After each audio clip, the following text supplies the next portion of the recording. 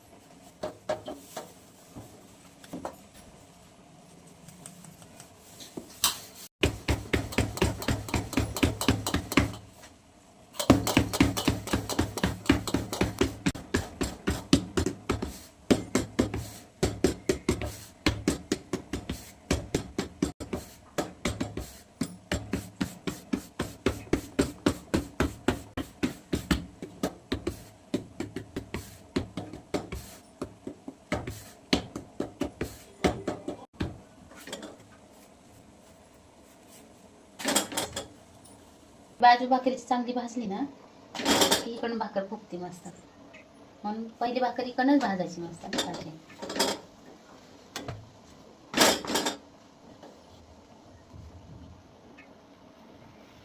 आणि थोडीशी अशी करायची म्हणजे डाळ म्हणजे नाही का फुगली जाते भाकर मस्त.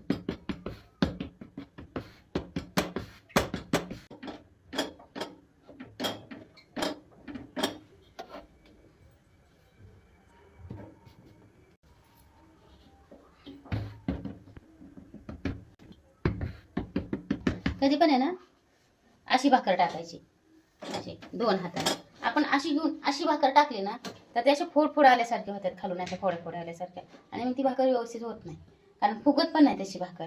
आणि त्याच्यासाठी आहे ना दोन हाताने अलगद भाकर टाकायची त्याच्यात, म्हणजे मग मस्त फुगती पण आणि चविष्ट पण लागते भाकर. काय बाया काय करतात, घेतात भाकर धपक्याने टाकतात, तशी नाही कधी टाकायची भाकर.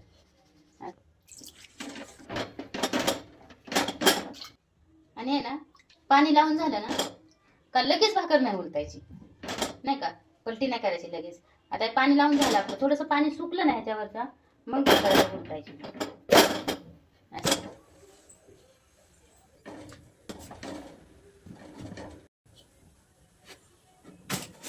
मस्त झाल्यात ना भाकरी? हो, खूपच मस्त झालं. हा ना.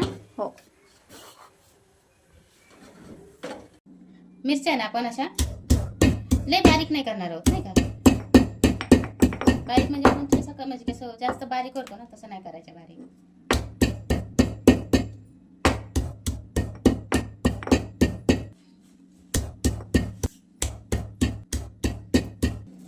हे आपण लय बारीक पण नाही करायचं आणि लय मोठं पण, म्हणजे लय मोठं तर असंच आबडदोबडच ठेवायचं, बारीक करायचंच नाही अजिबात. असं मी थोडं थोडं कुठून काढून घेणार आहे ना त्याच्यात वाटीत.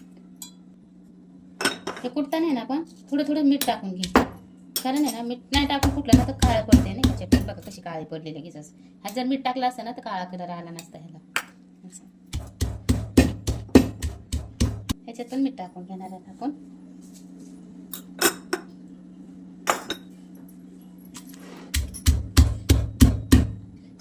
हे कसं कुठं केलेलं आहे म्हणजे की नाही का आबरजोबर ठेचा, तसंच आपण ह्याचा पण करून घेणार आहे. ह्याच्यात आहे ना आता आपण ही भरपूर नाही का लसूण टाकून घेणार आहे ह्याच्यात.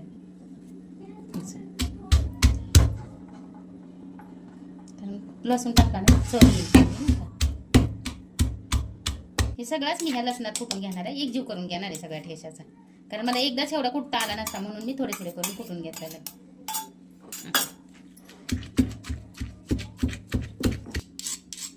आपण त्या वाटीत ठेचा काढून घेणार आहे. त्याच्यात लसूण पण दिसतं नाही का, काका पण दिसतं, पण छान लागतो तेलात तळल्यावर नाही का असं. मस्त आहे ना. 2 चमचे तेल टाकून घेणार आहे आपण ह्याच्यात.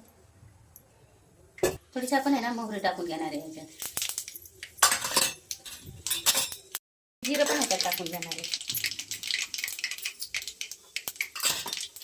कुठल्याला ठेचा टाकणार आहे.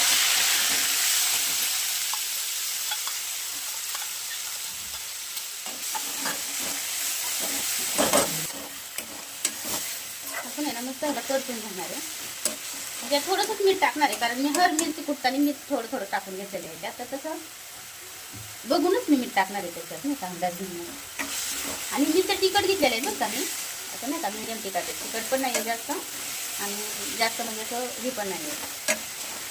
थोडंसंच आपण चवीपुरतं मीठ टाकणार आहे त्याच्यात. पहिलं मीठ टाकलेलं आहे ना, त्याच्यामुळं मी थोडंसंच टाकणार आहे.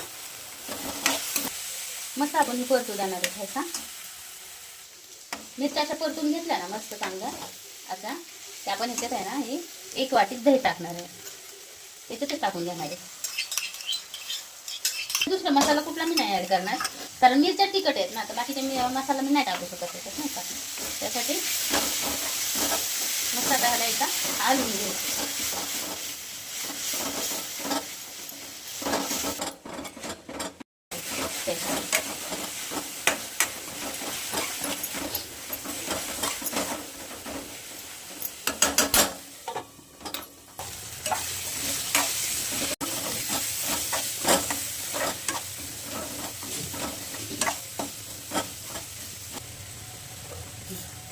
ना आपली दही ठेचा तयार आहे.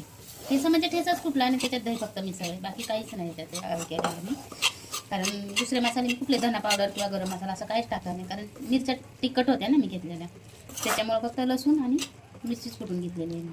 आणि याच्यात दही ॲड केले फक्त. तरी मस्त असा आपला दही ठेचा तयार आहे.